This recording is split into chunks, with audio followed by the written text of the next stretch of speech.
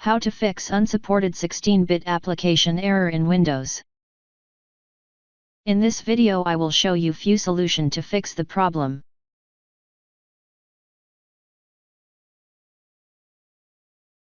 Right-click Command Prompt and click on Run as Administration.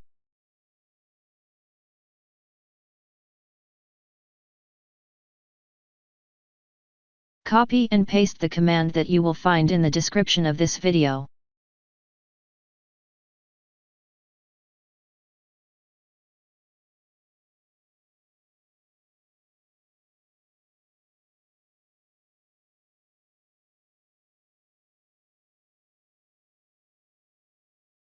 After entering all command, restart your computer and try again and your problem should be fixed.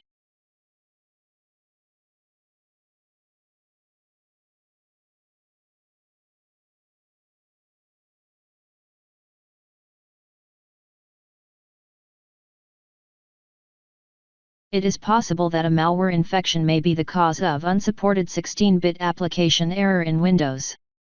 It is important to run a comprehensive security scan to rule out this possibility and ensure that the computer is not infected.